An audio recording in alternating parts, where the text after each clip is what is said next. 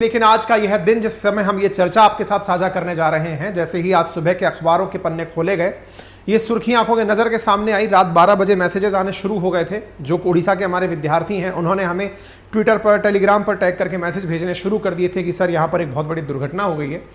पहले तो लगा कि कोई ट्रेन स्लिप हुई है पटरी से, क्योंकि बहुत लंबे समय से ऐसे हादसे सुनाई नहीं दे रहे थे। लेकिन जैसे ही इस खबर के बारे में पता चला तो एकदम सुबह से ही मूड एकदम अपसेट हो गया और ये लगा कि यार ये हो क्या गया है।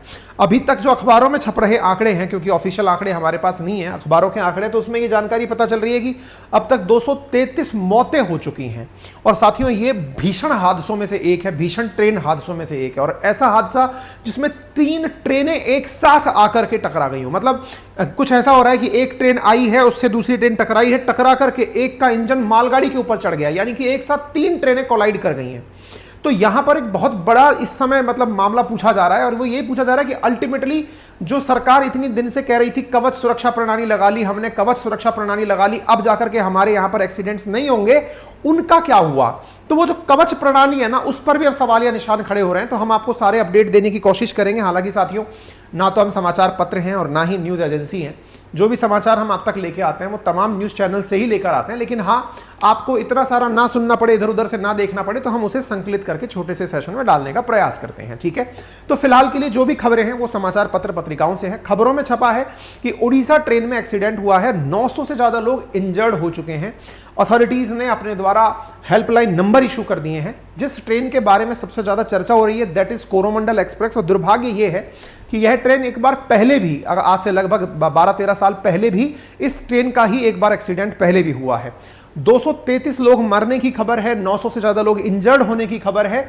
2 पैसेंजर्स, और हुआ क्यों? क्योंकि ट्रेन डिरेल हुई थी, और ऑब्वियस सी बात है, टकराने के बाद ट्रेनें डिरेल होती हैं। तस्वीरें आई, बहुत भयानक आई। लेकिन हम सभी, हमारे देश के जितने भी नागरिक इस पूरी घटना से आहत हुए हैं, क्योंकि बहुत सारे लोगों ने जान गंवाई है। लेकिन जान गंवाने के साथ साथ बहुत सारे परिवार, जिनसे परिवार कनेक्टेड हैं, उन पर जो बीतता है वो दर्द केवल हम सहानुभूति दिखाकर और अपनी तरफ से दिवंगत आत्माओं को श्रद्धांजलि देकर ही समर्पित कर सकते हैं। तो हम अपनी तरफ से, अपनी पाठशाला परिवार, अंकित इंस्पायर इंडिया की तरफ से सभी दिवंगत आत्माओं को श्रद्धासुमन, श्रद्धांजलि अर्पित करते हैं। मेरे प्यारे साथियों, वर्तमान में ट्रेन एक्सीडेंट ट्रेंड कर रहा है। जैसा स्वाभाविक सी बात है कि जब ट्रेन एक्सीडेंट होता है तो ट्रेन एक्सीडेंट होने पर रेल मंत्री से, जिनकी जिम्मेदारी है कि ट्रेन सुचारू रूप से चले, ट्रेन एक्सीडेंट्स ना करें, उनसे ये पूछा जा रहा है। तो संभव है कि उनसे इस्तीफे की मांग की जाए कि आपके समय में ये हो कैसे रहा है। तो ट्रेन एक्सीडेंट फिलहाल के लिए नंबर 1 पर ट्रेंड कर रहा है। तस्वीरें काफी भयानक हो सकती हैं, इसलिए हमने ब्लर कर दी हैं, आपको नहीं दिखाई है। लेकिन हाँ, आप इस हादसे की तस्वीर को ऐसे जरूर देख सकते हैं, जिसमें आप देख रहे हैं कि ट्रेनें कितने ऐसे लग रहा है जैसे अपन बचपन में माचिस के डब्बों की ट्रेन बना के चलाते थे, और वो ट्रेनें एक दूसरे के डब्बे, एक दूसरे माचिस के डब्बे एक दूसरे के ऊपर चल जाते थे, है ना। तो ये कुछ वैसी स्थिति दिख रही है। ऐसा लग रहा है कि माचिस के से डब्बे लग रहे हैं, ट्रेन के जहां तहां बोगियां बिखरी पड़ी हैं। सुनने में जो 233 नंबर आ रहा है, ये केवल एक नंबर लग रहा है, लेकिन कितनी दूर तक ऐसा हुआ होगा, कितने ही लोग ऐसे होंगे जिनके बारे में अभी तक प्रशासन को कोई जानकारी नहीं होगी। ये नंबर बढ़ भी सकता है, मुझे ऐसा पर्सनली लगता है, क्योंकि यह घटना कल शाम 7 बजे की है। आप तस्वीरों से देख सकते हैं, अंधेरे में यह घटना हुई है। जिस जगह यह घटना हुई है उस तरफ किसी भी प्रकार की रोशनी की व्यवस्था नहीं है। तो रात के समय का यह दृश्य है और यह सुबह के समय का दृश्य है, आप इससे अंदाजा लगा सकते हैं। सब सरप्राइजिंगली आप देखें तो इंजन जो है ना, वो एक ट्रेन के ऊपर चढ़ा हुआ है, और वो दूसरी ट्रेन, दूसरी तरफ लाइन पर गई हुई ट्रेन है, उस पर चढ़ा हुआ है। सुबह के समय में ये जो दृश्य आपको दिख रहा है, जहां पर कि लोगों को निकालने की खबरें दिखाई दे रही हैं, तस्वीरें दिखाई दे रही हैं, सभी भारतवासी इस समय एकदम स्तब्ध हैं और इस बात से आशंकित हैं। और साथियों, ऐसा होता है कि जब भी आप किसी दुर्घटना के बारे में सुनते हैं तो लाखों यात्री हमारी ट्रेन में सफर करते हैं, और उनका यात्रा पर विश्वास होना ही सबसे बड़ा विश्वास होता है कि भाई हम ये मान करके ही यात्रा करते हैं कि हमारी यात्रा सुरक्षित रहेगी। लेकिन इस तरह के जो दृश्य होते हैं, ये दृश्य बहुत ही उद्विग्न कर देते हैं, बहुत सारे लोगों को चिंतित, भयावित कर देते हैं कि हमारा क्या होगा, क्या हम सेफ हैं, तमाम बातें हैं। ठीक है, इसी साथ साथ आप यहां पर खबर में अगर देखें कौन सी ट्रेन थी, कहां से आ रही थी, तो कहा जा रहा है साथियों साथियों मैप पर अगर मैं दिखाऊं ना एक बार के लिए, आप मैप को देखने का प्रयास कर लें, फिर ये आपको समझने में आसान होगा। असल में भारत के पूर्ववर्ती भारतीय क्षेत्र में दो राज्यों को आप यहां पर देखें, वो कौन से हैं। एक राज्य यहां पर है उड़ीसा और एक राज्य है यहां पर वेस्ट बंगाल। असल में साथियों यहां दो ट्रेनें की जिक्र हो रहा है, एक हावड़ा एक्सप्रेस का हो रहा है, एक कोरोमंडल का हो रहा है। हावड़ा से निकलने वाली कोई चेन्नई हावड़ा एक्सप्रेस है और एक कोरोमंडल एक्सप्रेस है। इनमें से हुआ क्या है कि एक ट्रेन तो कर्नाटक से आ रही है हावड़ा के लिए और एक ट्रेन जो है वो हावड़ा से इधर की तरफ जा रही है, नीचे की तरफ, कोरोमंडल की तरफ। ये दोनों ट्रेनें आमने सामने, हालांकि 3 घंटे का सामान्यतः दोनों में डिफरेंस रहता है क्रॉसिंग में, लेकिन फिर भी एक ट्रेन के लेट होने से वो होती है ना, समय जब खराब होता है तो कुछ इस तरह की नियति ले जाती है इस तरह से। तो यहां पर बालासर के नजदीक एक जगह है जिसका नाम है बाहनगा नामक रेलवे स्टेशन पर यह हादसा हुआ है। हादसा कैसे हुआ, क्यों हुआ, इसके बारे में तमाम सवाल किए जा रहे हैं। जैसे कि मतलब एक एनिमेशन हमें मिला जिसमें यह दिख रहा है कि किस प्रकार से यहां पर ट्रेनें चली थी और ट्रेनें जाकर के आप यहां पर देख सकते हैं, मतलब इस तरह से एक दूसरे के साथ आमने सामने टकराई हैं। यह बालासर उड़ीसा के अंदर का दृश्य बताया जा रहा है और जो खड़ी हुई ट्रेन थी या मतलब रुकी हुई ट्रेन थी उससे दूसरी ट्रेन टकराई है। तो बड़ा सवाल यह बनता है कि यार एक पटरी पे अल्टीमेटली दो ट्रेन आ कैसे गई, एक ट्रेन ये आ रही, एक ट्रेन ये रही, एक पटरी पे दो ट्रेन आ कैसे गई। तो इसके पीछे का सबसे बड़ा कारण जो होता है ना, मतलब जो मेजर कारण होता है वो तकनीकी खराबी ही होता है। और तकनीकी खराबी कैसे, तो आपको यह जरूर पता होना चाहिए कि ट्रेनें चलती कैसे हैं। ट्रेनें चलती कैसे हैं, बोले इंजन से चलती हैं, पटरी पे चलती हैं, ऐसा नहीं। असल में ट्रेनें चलती कैसे का मतलब हुआ कि ये कैसे डिसाइड होता है कि इस पटरी से तो ट्रेन आएगी और इस पटरी से ट्रेन जाएगी, ये डिसीजन कैसे लिया जाता है। तो इसके बारे में कहा गया है कि असल में जो रेलवे स्टेशन होता है ना, वहां पर एक कंट्रोल रूम होता है, स्टेशन अधीक्षक जिसको मैनेज कर रहे होते हैं, वो असल में ये देख रहे होते हैं कि कौन सी पटरी खाली है। तो उनके एक बड़े से डिस्प्ले के ऊपर रेल की पटरियों के ऊपर रेड मार्क और ग्रीन मार्क करके ब्लिंक करती हुई लाइट्स लगी हुई होती हैं। जहां रेड मार्क लगा हुआ ब्लिंक चल रहा है, इसका मतलब इस पटरी से होकर ट्रेन जा रही है, और जहां ग्रीन लगा हुआ है इसका मतलब है कि वहां पर पटरी खाली है। इस प्रकार से स्टेशन वाले वहीं पर बैठे बैठे ट्रेन को दिशा दे देते हैं। आप और हमको जब हम नहीं जानते ट्रेन के बारे में तो ऐसा लगता है कि ड्राइवर ट्रेन चलाता है। वास्तविकता में ड्राइवर ट्रेन नहीं चला रहा होता है, चलाता वो स्टेशन पे बैठा हुआ स्टेशन सुपरिटेंडेंट या फिर जो भी इंचार्ज है वो चलाता है ट्रेन। आप पूछेंगे वो कैसे, असल में वही डिसाइड करता है कि ट्रेन को कौन सी पटरी पे लेना है। अपन सोचते हैं यार ट्रेन मुड़ती कैसे है, तो होता क्या है ना कि पटरियों के अंदर शिफ्टिंग होती है। शिफ्टिंग से मतलब ये ट्रेन की पटरी जो है वो दूसरी पटरी के साथ में, वहां स्टेशन अधीक्षक बैठा बैठा जब वो ऑर्डर कंट्रोल पैनल को ऑर्डर करता है, वो पटरियां ऑटोमेटिक दूसरी पटरियों के साथ मर्ज हो जाती हैं। तो वो पटरियां मूव करती हैं। पटरियों के मूव करने से जिस तरफ पटरी मूव कर गई उस तरफ गाड़ी मुड़ करके चली जाती है। कहने का मतलब समझ रहे हैं आप, कहने का मतलब यह है कि इस पूरी प्रक्रिया में पटरियों पर किस पटरी पर कौन सी गाड़ी जाएगी यह निर्धारण स्टेशन से होता है। तो पटरी पर जहां ग्रीन लाइन दिख रही होगी वहां पर एक ट्रेन अगर ऑलरेडी खड़ी है तो इसका मतलब ये तकनीकी खामी, और अगर ये तकनीकी खामी नहीं है तो ये मानवीय भूल है, किसी व्यक्ति के द्वारा किया गया कार्य है। चलो अब ये पूछेंगे कि सर इसका मतलब इतने सारे लोगों की जिंदगी एक स्टेशन पर बैठे हुए व्यक्ति के हाथ में होती है क्या? बिल्कुल, अभी तक तो यही है। और अगर वो आदमी गलत तरीके से ऑर्डर कर दे, केवल एक गलत बटन दबा दे, पटरियां दूसरी तरफ शिफ्ट हो जाए, तो हादसे होना निश्चित है। इससे बचने के लिए क्या हुआ, इससे बचने के लिए भारत सरकार के द्वारा कवच सुरक्षा प्रणाली विकसित की गई थी। कवच सुरक्षा प्रणाली के बारे में अश्विनी वैष्णव जी ने जून 3, 2023 को, अभी जो वीडियो चल रहा है लोग इसे उठा रहे हैं, इसको क्यों उठा रहे हैं, क्योंकि असल में अश्विनी वैष्णव जी ने आज से कुछ महीने पहले भारत के लिए एक बात की घोषणा की और क्या कहा कि हम लोगों ने एक ऐसी तकनीकी विकसित कर ली है कि जिससे अगर एक पटरी पर, जैसे मानवीय भूल से, मैंने अभी आपको क्या बताया ट्रेन टकराती क्यों है, मानवीय भूल हो या मानवीय भूल के साथ साथ तकनीकी खराबी हो, तो इन्होंने कहा कि अगर मान लो मानवीय भूल से या तकनीकी खराबी से भाई पटरियां एडजस्ट ही नहीं हो पाई, ट्रेन एक ही जगह पर आ गई। ये हम लोगों की सबसे बड़ी गलती, हमें लगता है ड्राइवर चलाता है, वो केवल स्पीड देता है, रोकता है, वो यही करता है। उसको दिशा देने वाला जो काम है ना वो स्टेशन से होता है।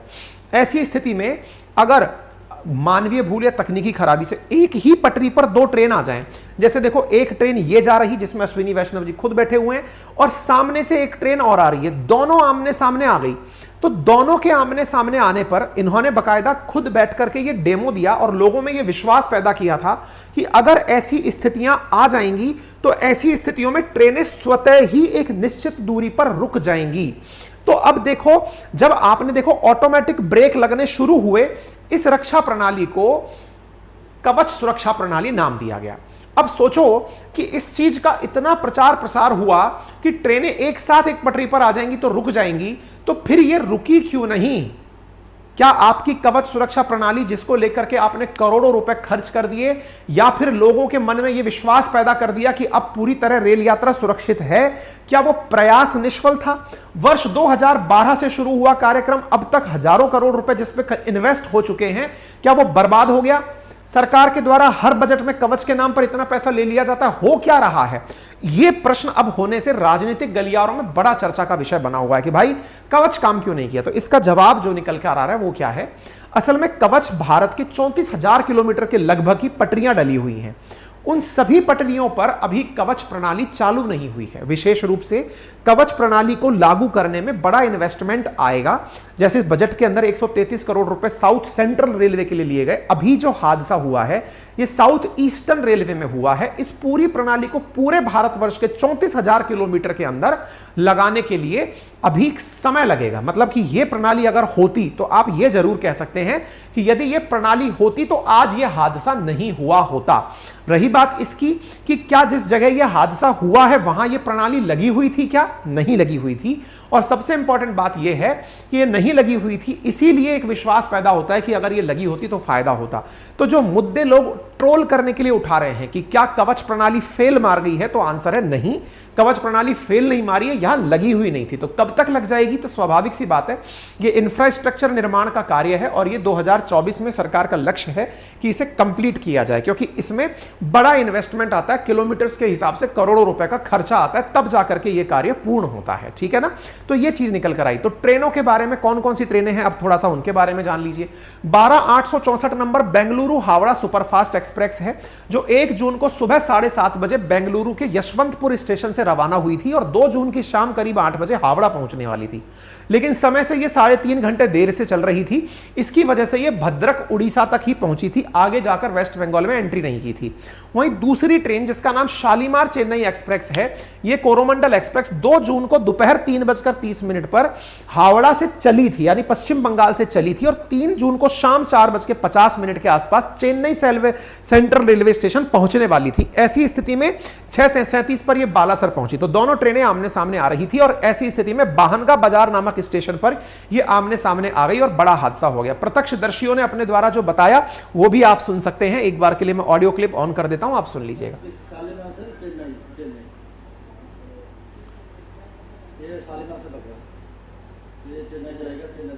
तो मतलब ये प्रत्यक्षदर्शी जिन्होंने बताया, तो डेथ टोल 233 डेड की बात सुनने में आ रही है। 900 से ज्यादा इंजर्ड हो चुके हैं उड़ीसा ट्रेन ट्रेजेडी के अंदर। देश में जो अब तक के बड़े हादसे हुए हैं उनमें एक हादसा था 6 जून 1981 का, जिसमें 750 से ज्यादा लोगों के मरने की खबर थी, क्योंकि ट्रेन चलते हुए बागमती नदी में गिर गई थी। बिहार की घटना थी। इसके बाद 20 अगस्त 1995 को 305 लोगों की मौत हुई थी। कहां पर? कालिंदी एक्सप्रेस से पुरुषोत्तम एक्सप्रेस टकरा गई थी 1995 में। ऐसी ही फिर अगस्त में ब्रह्मपुत्र मेल उत्तर रेलवे के कटिहार डिवीजन में अवध असम एक्सप्रेस से टकरा गई, जिससे 285 लोगों की मौत हुई थी। ऐसे 26 नवंबर 1998 में 212 लोगों की जम्मू तवी सियालदह एक्सप्रेस पंजाब के गोल्डन टेम्पल से टकरा गई, इतने लोगों की मौत हुई। निश्चित ही ये जो दुर्घटना हुई है ना, ये इन टॉप 4 में छोड़िए, मुझे ऐसा लग रहा है कि नंबर्स अभी बहुत ऊपर तक जाएंगे, क्योंकि अभी दिन निकला है। लोग अभी उनको जो घायल हैं, 900 लोग घायल भी हैं, लोग अभी निकाले जाएंगे। बुरी हालत है, मतलब सोच करके ही एक बार में हृदय विचलित हो जाता है। पश्चिम बंगाल के मुख्य सचिव एच.के. द्विवेदी जी ने कहा है कि राज्य सरकार मंत्री मानस भुइया और सांसद डोला के नेतृत्व में टीम भेज रही है, क्योंकि पश्चिम बंगाल की तरफ से भी लोग जा रहे थे, इधर तमिलनाडु की तरफ ट्रेन आने वाली थी, तो उन सबकी तरफ से अपनी तरफ से बातें आ गई हैं। कोरोमंडल ट्रेन का पहले भी 14 साल पहले एक्सीडेंट हुआ था, तो ये एक दुर्भाग्यपूर्ण घटना है। आज ही के दिन वंदे भारत ट्रेन का इनॉग्रेशन होना था गोवा और मुंबई के बीच में, उसे टाल दिया गया है। बंगाल से जाने वाली जितनी भी ट्रेनें हैं दक्षिण भारत के लिए, उन्हें सबको होल्ड कर दिया गया है। लोगों के लिए जितनी भी खबरें मिल रही हैं वो पूरी तरह अपडेट होती जा रही हैं। आप देख सकते हैं ह्यूमैनिटेरियन इनिशिएटिव लेते हुए सारे प्रयास फोर्सेस के द्वारा किए जा रहे हैं, आप उन्हें यहां देख सकते हैं। एनडीआरएफ की टीम यहां पहुंच चुकी है, पूरे प्रॉपर तरीके से यहां काम कर रही है। जो रेल मंत्री हैं उनके द्वारा भी यहां पर बताया कि वो जल्दी ही उड़ीसा पहुंच रहे हैं और उनके द्वारा स्पीडी रिकवरी के के लिए ईश्वर से प्रार्थना की जा रही है और जो भी जरूरी होगा वो कार्य करने के लिए सभी नेताओं के द्वारा, राष्ट्रपति के द्वारा, प्रधानमंत्री के द्वारा, राहुल गांधी जी के द्वारा, अरविंद केजरीवाल जी के द्वारा, इवन यूनाइटेड नेशंस के अंदर जो प्रेसिडेंट है उन तक के द्वारा इसके ऊपर अपनी संवेदनाएं व्यक्त की गई। दुनिया भर से इस घटना के ऊपर अपनी संवेदनाएं आ रही हैं, दुनिया भर के देश इस घटना पर स्तब्ध हैं और इस घटना पर अपने द्वारा तरह तरह की चीजें दे रहे हैं। अभी तक के जो अपडेट आ रहे हैं उसमें से 2 लाख रुपए प्रधानमंत्री जो नेशनल रिलीफ फंड है उसके अंदर से जो भी नेक्स्ट जो लोग हैं उनको दिए जाने की बात हुई है और इंजर्ड लोगों को 50,000 रुपए देने का निर्णय लिया गया है। और इसमें यहां भी किया गया है एक और चीज, कंपनसेशन के साथ बढ़ाते हुए कहा गया है कि 10 लाख रुपए कैश दिए जाएंगे, मतलब इन केस ऑफ डेथ, अगर डेथ हो जाती है तो 10 लाख रुपए दिए जाएंगे और 2 लाख रुपए मतलब 50,000 रुपए माइनर इंजरीज के लिए। तो एक तरह से जो भी घायल हुए हैं और जो भी मृत परिवारजन हैं उन सबके लिए सरकार के द्वारा अपनी तरफ से घोषणाएं कर दी गई हैं। तो मैंने ये कारण बता दिया ट्रेनें एक दूसरे के साथ कैसे आ जाती हैं और अब राजनीति होना भी स्वाभाविक है। तो रेल मंत्री से नैतिक आधार पर इस्तीफे की मांग की जा रही है कि आप अपने पद को छोड़ दीजिए, लोग इसके लिए मांग कर रहे हैं। चूंकि कवच के नाम पर लोग इन्हें ट्रोल कर रहे हैं कि आपने कवच में काम क्यों नहीं किया, तो मैंने आप लोगों को बता दिया है कि कवच का क्या असल में स्टैटिक्स है, कितने किलोमीटर तक लगना है, क्या कुछ है, आप इधर देख सकते हैं। 2022 के यूनियन बजट में यह अनाउंस किया गया था और 2000 किलोमीटर रेल नेटवर्क को प्लान किया गया था वर्ल्ड क्लास टेक्नोलॉजी कवच के साथ 2022 के अंदर। तो अभी 23 चल रहा है, 23 के मध्य में आप हैं, साथ में इस चीज को धीरे धीरे और ऐड किए जाने की बात है। मैं आपको बता दूं देश के अंदर जितने भी रेलवे जोन्स हैं उनमें से साउथ ईस्टर्न जोन के अंदर यह घटना हुई है। असल में साउथ सेंट्रल जोन के अंदर रेलवे ने कवच लगा भी दिया है, ठीक है ना। तो कवच हमारे 34,000 किलोमीटर की यात्रा में लगना है, लेकिन अभी तक बहुत ही लिमिटेड एरिया के अंदर लगा है। अगर यह सिस्टम लग जाता है, यानी कि ट्रेन की जो प्रोटेक्शन और वार्निंग सिस्टम जिसका नाम कवच है, अगर ये लग जाता है तो आने वाले समय में ऐसी दुर्घटनाओं को रोका जा सकेगा। उम्मीद है आप सभी लोग इस जानकारी से संतुष्ट होंगे।